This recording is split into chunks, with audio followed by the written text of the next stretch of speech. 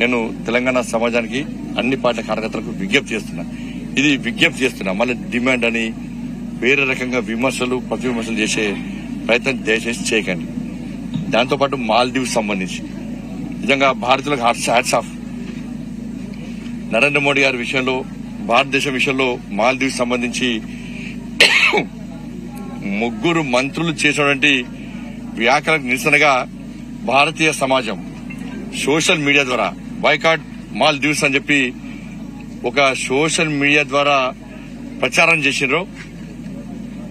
భారతీయ సమాజం లోపల చైతన్యం కలిగించే ప్రయత్నం చేసిర్రు. దాని ద్వారా అక్కడ వాళ్ళు ప్రభుత్వం దిగొచ్చి 3 మంత్రులను తొలగించిన విషయం నిజంగా గొప్పతనం. అది ఎవరైతే ఫ్లైట్ టికెట్ బుక్ చేసుకున్నారో వాళ్ళ ఫ్లైట్ టికెట్ క్యాన్సిల్ చేసుకున్నారు. ఎవరైతే హోటల్స్ బుక్ చేసుకున్నారో హోటల్స్ బుకింగ్ క్యాన్సిల్ చేసుకున్నారు. దీని ద్వారా వాళ్ళకి కనువిప్పు కలిగింది. భారతదేశం జోలికి వస్తే, భారతదేశ ప్రధాని విమర్శిస్తే భారతీయ సమాజం ఏ విధంగా ఐక్యతతో గుణపాఠం చెప్తుందో, ఏ విధంగా ఐక్యత ప్రదర్శిస్తుందో ఇవాళ దాన్ని ప్రపంచానికి చాటి చెప్పినటువంటి ఘనత ఇలా భారతీయ సమాజం. ఇవాళ ప్రభుత్వం దిగొచ్చింది, 3 మంత్రులను తొలగించింది. కాబట్టి ఇది భారతీయుల ఘనత. ఇలాంటి ఏ సంఘటన జరిగినా కూడా దేశానికి వ్యతిరేక గానీ, ప్రధానమంత్రికి వ్యతిరేక గానీ ఇలాంటి ఏ సంఘటన జరిగినా కూడా దాని మీద ఇదే విధంగా స్పందించాల్సిన బాధ్యత ప్రతి భారతీయుడి ఉన్నది. స్పందించిన వారికి అందరూ కూడా హృదయపూర్వక కృతజ్ఞతలు, అభినందనలు, ధన్యవాదాలు.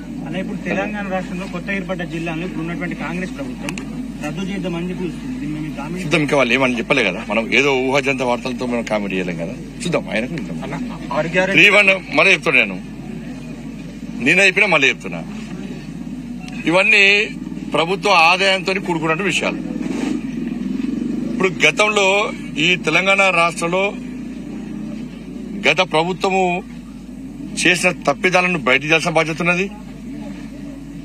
దొంగలను, లంగలను, లఫంగాలను పెంచి పోషించి వాళ్ళని కాపాడే ప్రయత్నం చేసిన విషయాలు కూడా ప్రజలు వ్యతిరేకంగా తీర్పిచ్చారు. ఇవాళ కాంగ్రెస్ పార్టీ మీద నమ్మకంతో తీర్పిచ్చారు.